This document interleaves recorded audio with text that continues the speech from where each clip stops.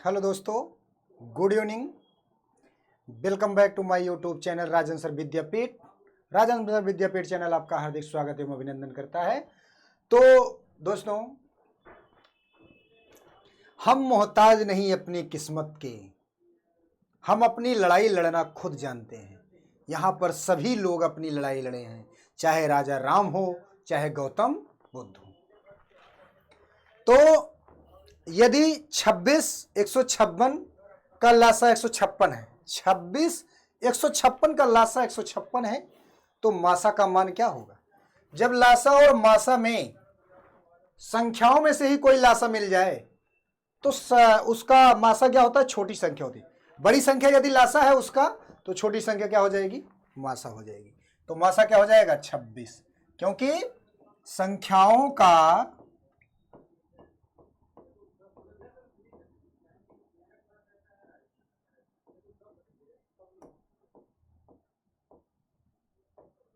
गुणनफल बराबर मासा गुणे लासा।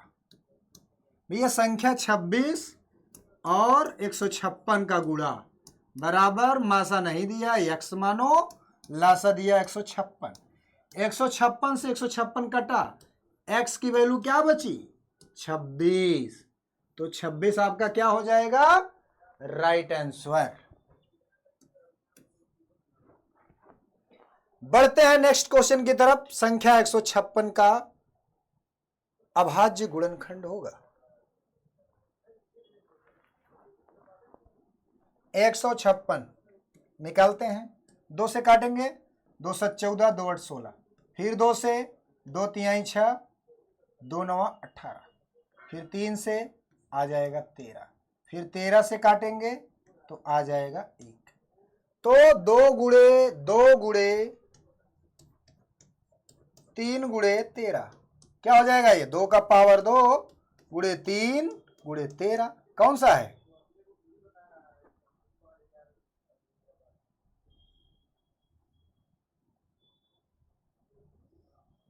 ये रहा आपका राइट आंसर। ठीक है, अब आगे बढ़ते हैं।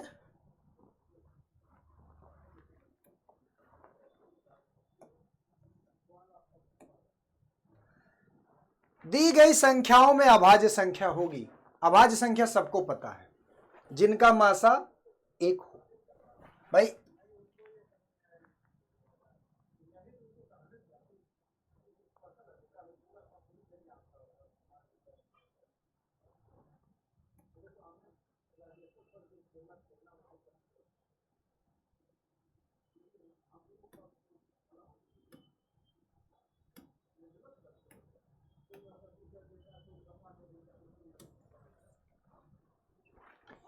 भाई 0 अभाज्य संख्या नहीं, 1 नहीं, 2 8।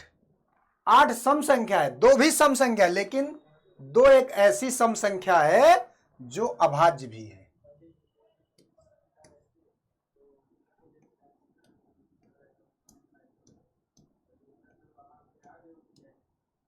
केवल 2 एक ऐसी संख्या है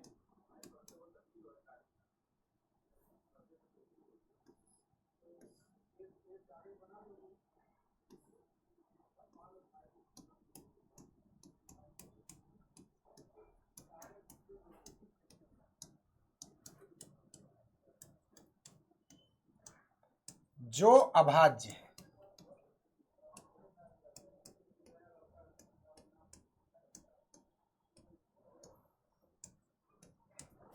ठीक, अब किन्हीं 2 धनात्मक पूर्णांकों a और b के लिए a बराबर मासा ए बी गुणे बी, b बराबर मासा ए बी गुणे लासा ए बी, या a गुणे b बराबर, तो 2 संख्याओं के लिए फार्मूला यही है ना, संख्याओं का गुणनफल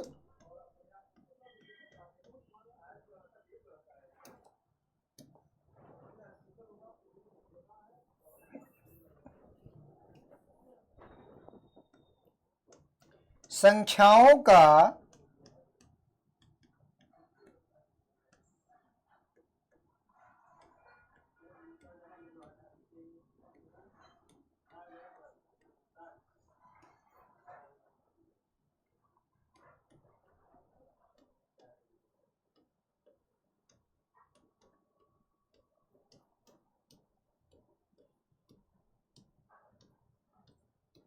लासा गुणे मासा। भाई संख्या ए बी है तो ए बी का गुणा और मासा और लासा हो गया। अब आगे बढ़ते हैं नेक्स्ट क्वेश्चन की तरफ।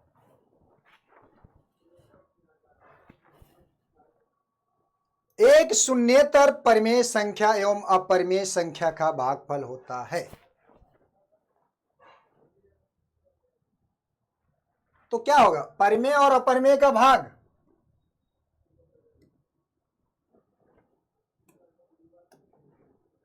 अपरिमेय होता है। क्या होता है? अपरिमेय संख्या होता। 140 के अभाज्य गुणनखंडों का गुणनफल होगा 140 के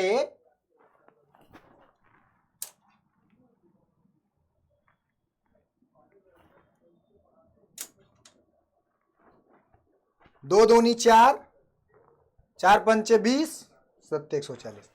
तो अभाज्य गुणनखंड क्या हो जाएगा? 140 का निकालते हैं। 2 से काटेंगे 70, 2 से काटेंगे तो 35, 5 से काटेंगे तो 7, 2 दूनी 4 पंचे 20, 7 140। तो ऑप्शन नंबर डी आपका क्या हो जाएगा? राइट आंसर हो जाएगा।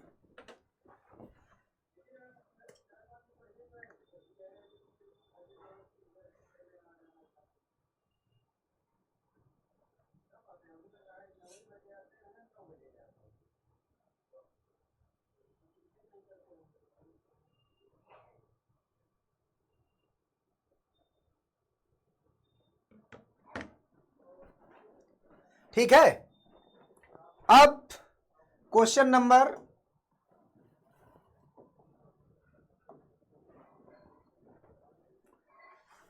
देखिए, एक परिमेय संख्या एवं अपरिमेय संख्या का योग होता है पूर्ण संख्या।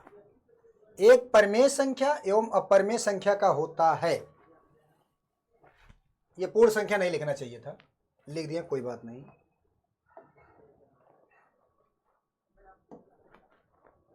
ये नहीं लिखना चाहिए था। परिमेय संख्या और अपरिमेय संख्या का योग क्या होगा? अपरिमेय। मैंने बताया था परिमेय प्लस अपरिमेय बराबर अपरिमेय। ठीक। 112 के अभाज्य गुणनखंड में अभाज्य गुणनखंडों की घातों का योग है 112। पहले एलसीएम निकाल लेते हैं।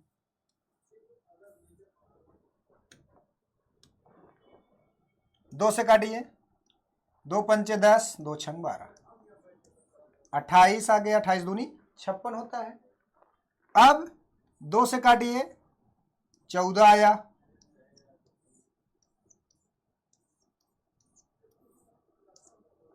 2 7 14 और 7 1 कम 7। तो ध्यान दीजिए, 2 का पावर 4 गुणते 7 का पावर 1। क्यों 2 का पावर 4 हुआ? देखिए 4 के 2 कितनी बार आया? 1 2 3 4 बार आया, इसलिए 2 का पावर 4। 7 कितनी बार आया? 1 बार, इसलिए 7 का पावर, इसलिए ये हो गया 2 का पावर 4 गुणे 7 का पावर 1। पावरों का योग बोला है तो 4 धन 1 करेंगे कितना? 5। ठीक है। देखिए दोस्तों, मेरे प्यारे छात्रों, आप लोग मेहनत करिए।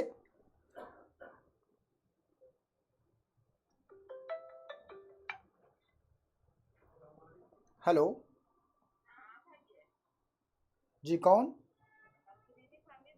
अभी हम क्लास में हैं। हाँ, तो ध्यान दीजिएगा, 112 के अभाज्य गुणनखंड में अभाज्य गुणनखंडों की घातों का योग क्या है? तो मैंने बताया 2 का पावर 4 गुणे 7 का पावर 1, ये क्या हो जाएगा? 4 और 1 5 हुआ। इस दुनिया में कुछ भी असंभव नहीं है, सब संभव है, मेहनत करिए बस, लेकिन अहंकार मत करिए। इस संसार में कुछ टूटे या ना टूटे, लेकिन अहंकार सबका टूटता है, चाहे रावण का हो चाहे कंस का हो। नेक्स्ट क्वेश्चन की तरफ बढ़ते हैं।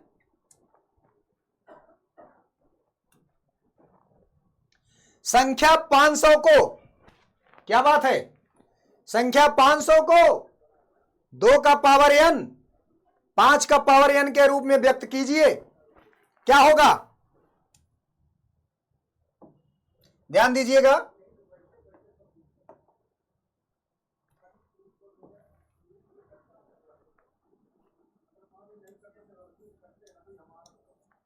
दो से काटिए, 225 आ जाएगा, नहीं 250, फिर 2 से काटिए 125, फिर 5 से कटेगा 25 आएगा, फिर 5 से काटेंगे तो 5, फिर 5 से काटेंगे तो 1 आएगा। इसे व्यक्त करना है 2 का पावर m, 2 का पावर n इंटू 5 का पावर m। तो क्या आया यहां पर? 2 बार आया, इसीलिए 2 का पावर 2। और 5 कितनी बार आया? 3 बार, इसलिए 5 का पावर 3। अरे भैया n वाले जगहिया पे क्या आया? n वाले जगहिया पे आया 2 और m वाले जगहिया पे 3। तो ये रहा आपका n की वैल्यू और ये रहा आपका m की वैल्यू। तो देखिएगा, संख्या 7429 को अभाज्य गुणनखंडों के गुणनफल के रूप में व्यक्त कीजिए। भैया 7429 संख्या क्या है? थोड़ा लंबा क्वेश्चन है तो यहां देख लीजिए। 7429, जैसा कि मैंने आप सबको बताया था, क्या बताया था? जब भी आप अभाज्य गुणनखंड विधि से लासा निकालेंगे तो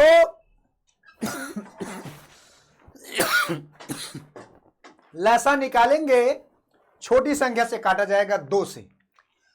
और 2 से कौन संख्या कटती है? जिसके लास्ट में 0 हो, 2 हो, 4 हो, 6 हो, 8 हो। भैया इसके लास्ट में है इतनी संख्या है? नहीं नो है, तो ना काटिए। 2 के बाद चलते हैं 3 पे। लास्ट का नहीं, 3 का विभाजिता नियम क्या बोलता है? बोलता है भाई, यहां तो पैसा बोलता है, लेकिन यहां 3 के विभाजिता नियम क्या बोलेगा? डिजिटों का सम, अंकों का योग 3 से कटेगा तो संख्या 3 से कटेगी। अंक क्या है? 7 4 11, 11 2 13, 9 22, 22 3 से ना ही कटेगा। तो जब 3 से नहीं कटेगा तो ये 3 से भी विभाजित नहीं होगा। अब सोचेंगे अब 4 से काटा जाए, नहीं भैया, 4 से कटता भी है तो नहीं काटना है आपको, और कटबई नहीं करेगा, क्योंकि जो संख्या 2 से नहीं कटी है वो 4 से कभो नहीं कटेगी। 4 से ना काट करके सीधा डायरेक्टली कहां से काटेंगे? 5। काटने के नियम में ये आप अपने दिमाग में बैठाए रहिए, केवल अभाज्य संख्याओं से लसा निकाला जाता है, भाग दिया जाता है। 4 अभाज्य संख्या नहीं है, इसलिए 4 से नहीं काटा जाएगा। 5 से वही संख्या कटेगी जिसके लास्ट में 0 हो और 5 हो, इससे भी नहीं देखा जाएगा। 6 अभाज्य है, नहीं, इससे देखा नहीं जाएगा। 7 से चेक करते हैं, 7 एकम 7, 6 42, 7 से भी नहीं कटा। 8 से तो करना ही नहीं है, 9 से तो करना ही नहीं है, 10 से भी करना नहीं है, 11 से करेंगे। भाई 8 9 10 क्यों नहीं किया मैंने? ये अभाज्य संख्या नहीं है। 11 से करेंगे तो 11 6 का 66, 11 सते 77 ज्यादा होगा, 11 6 के 66। अब 8 बचेगा, 11 सते 77 ज्यादा हो रहा है, ये भी नहीं कटेगा, 11 से नहीं कट रहा है। तो 11 से नहीं काटेंगे।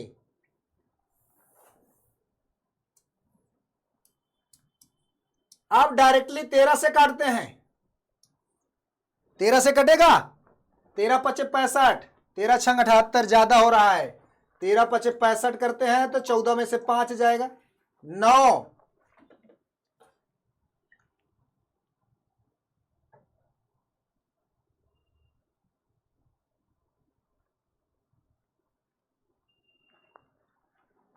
चौहत्तर 29 65 आया तो 14 में से 5 जाएगा, 9।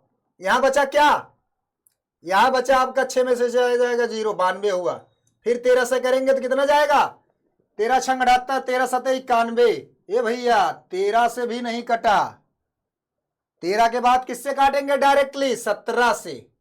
17 से चेक करिए, 17 पचे 85 ज्यादा हो रहा है, 17 चौके